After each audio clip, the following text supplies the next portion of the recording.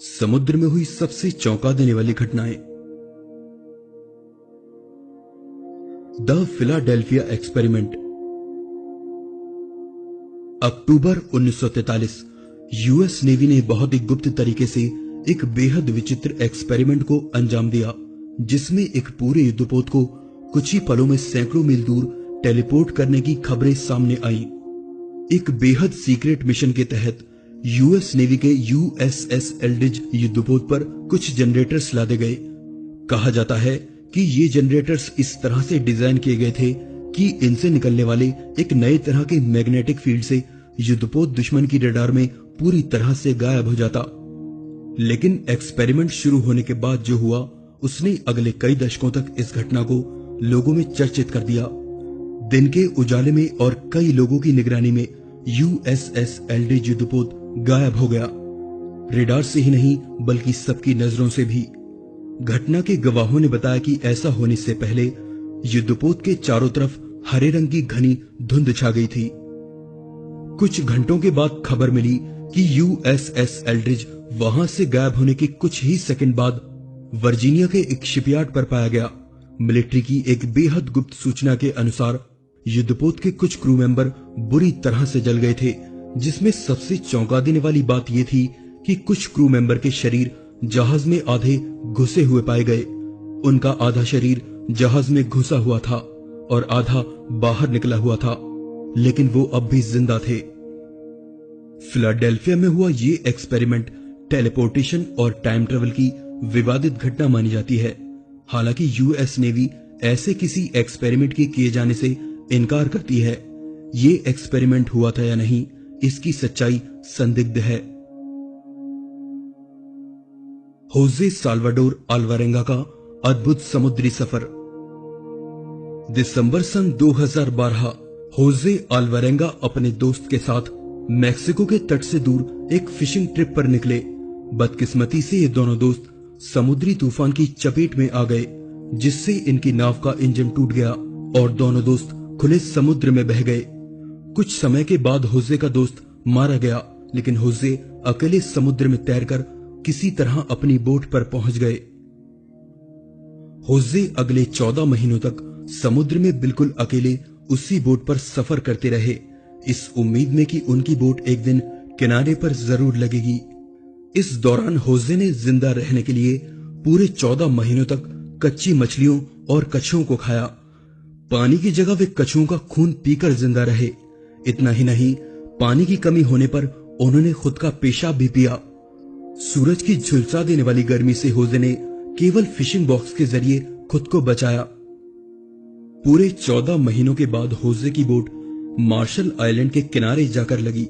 होजे इस दौरान 10,000 किलोमीटर से ज्यादा समुद्री सफर कर चुके थे।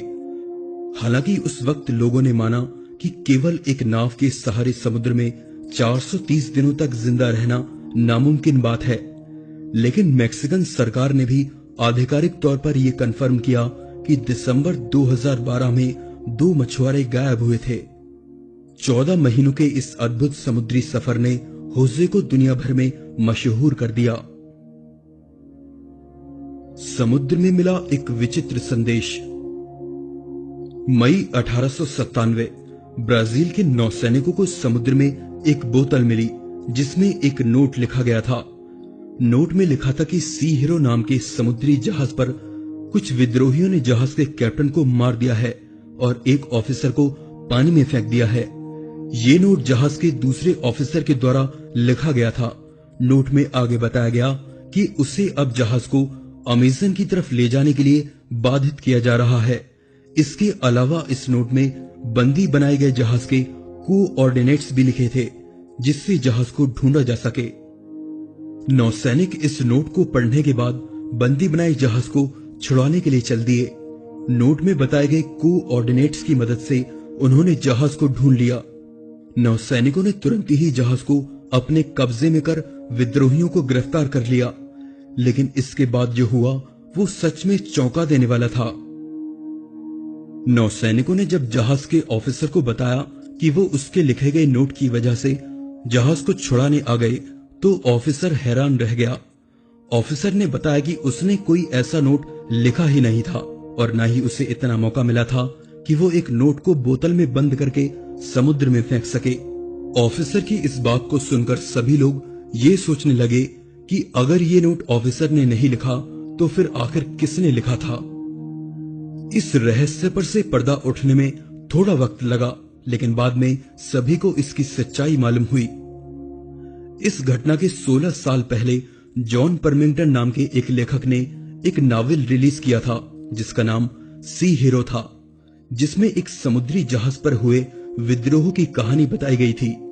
अपनी इस नावल का एडवर्टाइज करने के लिए जॉन ने 5000 बोतलें समुद्र में फेंकी थी, जिसमें बंद नोट पर नावल की कुछ लाइनें लिखी थी जिसमें जहाज के हालातों के बारे में बताया गया था। और इन्हीं 5000 बोतलों में से एक बोतल पूरे 16 साल बाद ब्राजील के नौसैनिकों को मिली। ये अद्भुत घटना इतनी नाटकीय लगती है कि इस पर यकीन करना मुश्किल होता है। उसी नाम के जहाज का उसी वक्त उन्हीं हालातों में उसी जगह पर बंदी बनाया जाना और उसी समय उस बोतल में बंद नोट का नौसैनिकों को मिलना वाकई एक चमत्कार लगता है। मिल्की सी फिनोमेना। मिल्की सी इफेक्ट एक बेहद विचित्र स्थिति है जिसमें बड़े पैमाने पर समुद्र का पानी रात में नीली रंग की रोशनी के साथ जगमगाता है, जिसे धरती का चक्कर लगाती सैटेलाइट से आसानी से देखा जा सकता है। समुद्र में ऐसी कई जगह हैं जहां यह अद्भुत नजारा देखा जा सकता है, पर इसका सबसे ज्यादा प्रभाव हिंद महासागर में देखने को मिलता है। पिछले कुछ दशकों में ऐसी घटनाएं दुनिया भर में दर्ज की गईं, जिसमें समुद्र का पानी नीले रंग से रोशन हो जाता है। आधुनिक विज्ञान इस घटना के पीछे एक खास तरह के बैक्टीरिया को जिम्मेदार मानता है जो नीले रंग की रोशनी पैदा कर सकता है। पर हैरानी की बात है कि विज्ञान में ऐसी कोई शोध उपलब्ध नहीं है जो साबित कर सके कि इस अद्भुत घटना के पीछे इसी बैक्टीरिया का हाथ है और इतने बड़े पैमाने पर यह बैक्टीरिया समुद्र के पानी को नीले रंग से रोशन कर दे। समुद्र में जगमगाती इस नीले रंग की रोशनी के किस्से न केवल आधुनिक समय में प्रचलित हैं, बल्कि इसका इतिहास काफी पुराना है। प्राचीन कथाओं में नाविकों ने कई बार समुद्र की इस नीली रोशनी का जिक्र किया है, जो आज मॉडर्न साइंस के होते हुए भी एक रहस्य बनी हुई है। किसी ने भी पूरी तरह से यह साबित नहीं किया कि पानी में चमकती इस नीले रंग की रोशनी का राज क्या है।